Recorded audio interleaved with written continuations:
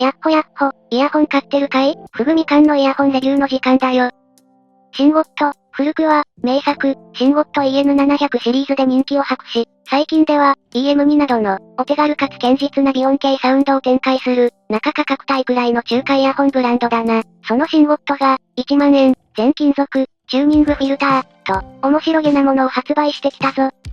今回紹介するのは、シンゴット EA500、全金属製でしっかりと重みがあり、変な反響を防いでくれる、全金属製のハウジングに、音に深みを生み出す、デュアルキャビティ。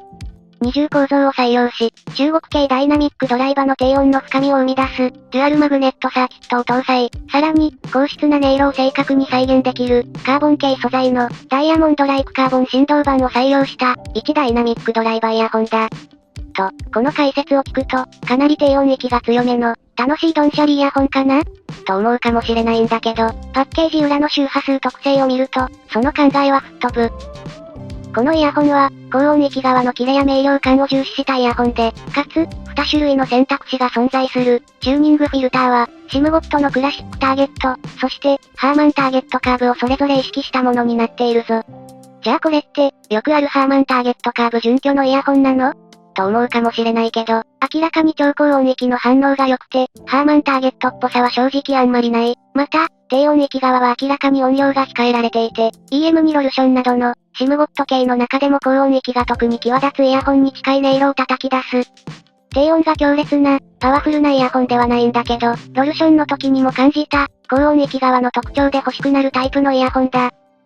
ちなみに、今回のパッケージは、並行輸入品、というか、海外リンサウルから送られてきたものだ。国内で正規代理店を経て販売される、正規品とは基本的に同じだけど、正規代理店のサポートを受けることができない、リンクも個人輸入購入用のものだから、これがトラブったからって絶対に正規代理店には持っていっちゃダメだぞ。というわけで詳しく見ていこう。EA500 の音質は、さっきも話した通り、高音域が主軸になっている、全体にキレの良い音色。1ダイナミックドライバではあるものの、ダイナミックドライバでよくある、低音域の深みを活かしたイヤホンではなく、ダイナミックドライバらしい、低音の反応域を持ちながら、普通のイヤホンよりかなり小さいレベルまで低音域の音量を抑えている。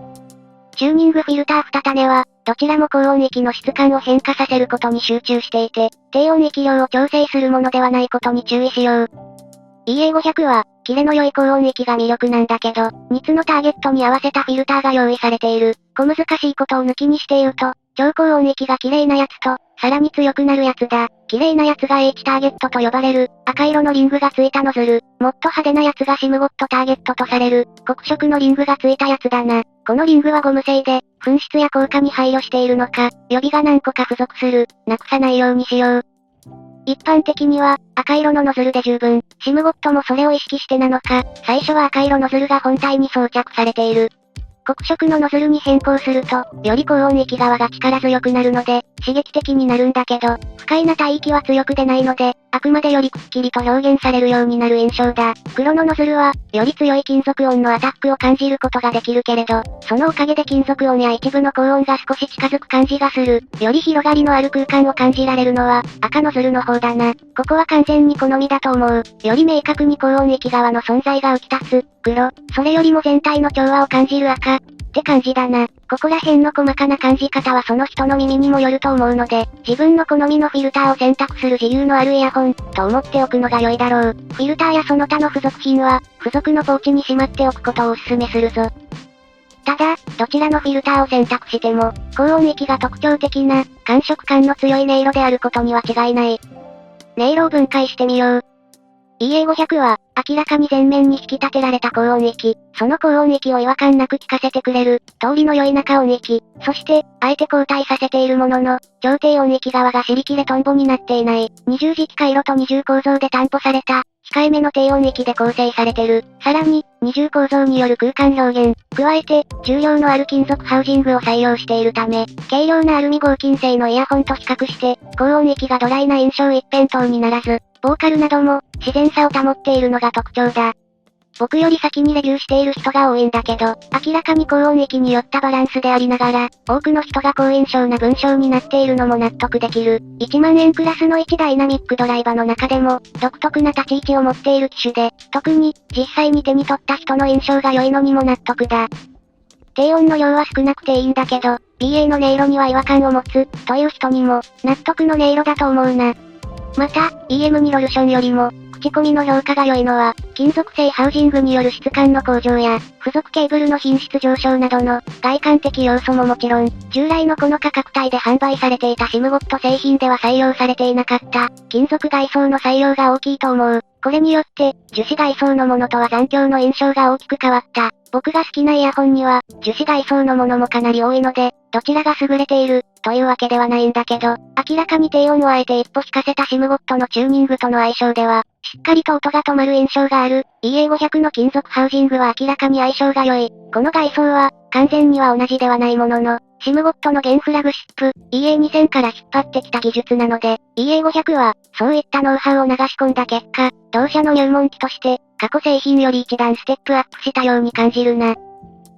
1万円イヤホンは、高価格イヤホン入門への一つの仕切りになってると思うんだけど、このイヤホンにステップアップを考えている人の、ステップアップ元として浮かんだのが、HZ サウンドハートミラーの初代モデル。あちらも低音は控えめに感じる人が多くて、かつ高音がソリッドな印象を受ける1台。重量のあるハウジングや、カーボン系の振動板を採用したドライバーも共通だ。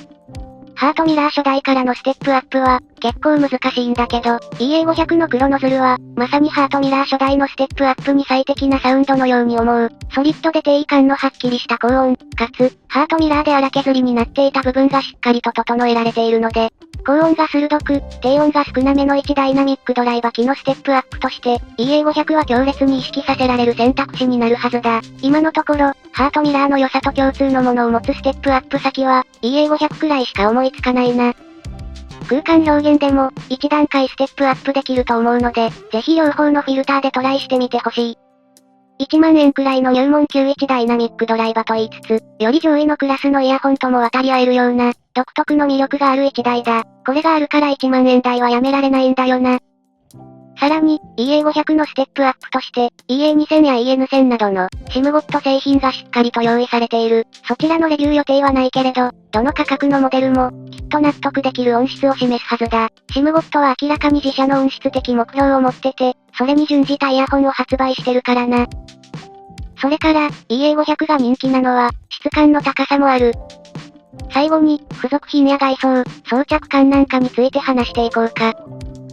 付属品は、弾力、反発力、摩擦がしっかり揃ったイヤーピースが3サイズと、戦術のチューニングノズルの部品である、シリコンリングの予備、そして、しっかりとしたケースだ。1万円の価格で、しっかりした質感を持ちながら、さらにポーチまでついてくるのは、同じ価格帯のダナキタン S などとほぼ同等のパッケージ内容で、実に良心的。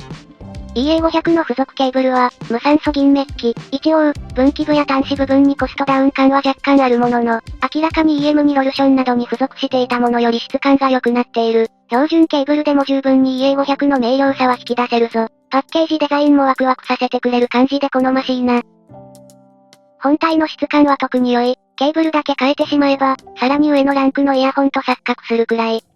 表面仕上げは鏡面仕上げは熱心な愛好家がいると同時に、外で使うとすぐにスクラッチ痕がついたり、手垢が目立ったりするデメリットもある。あんまり持ち出しはしない方が良さそうだ。メッキの質感は非常に高いので、そこら辺でチープさを感じたくない人におすすめだな。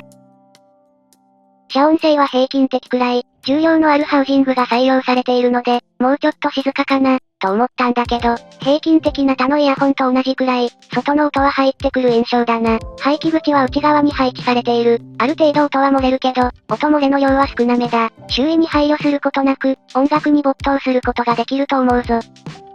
装着感は良好。若干重量はあるものの、アイコー OH10 などのような、重量が特に目立つイヤホンほど極端ではないので、長時間の使用でも問題ないと思う。ノズルの長さも適正で、本体が耳から浮いてしまわず、かといって装着が浅くなりすぎない、良好なバランスだ。比較的小さめのイヤピで、耳に深く挿入することも可能だぞ。というわけで、EA500、とても完成度が高い、かつ、ハーマンターゲットに準じたと称するフィルターを持っている割に、全くハーマン感がない、高音がグイグイ来るサウンドだったり、よりキレを増す黒フィルターを持っていたりと、手持ちとまず被らない、面白いイヤホンだ。個人的におすすめな人は、クラシックなんかを聞くけど低音が苦手な人、ダイナミックドライバの低音域は好きだけど、もっと明瞭な高音域が聞きたい人、シムゴットが好きな人、そして、ハートミラーのステップアップに悩んでる人だな。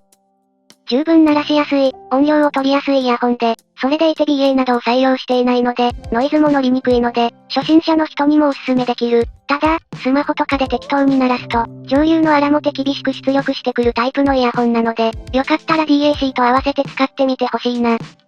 おすすめだ。と、こんなところだな。EA500、想像とは違ったものの、予想以上だった。ようやく、ハートミラーの次に何を買えばいいですかの質問に、答えられる時が来た感じがするよ。と、いったところで今回はここまで。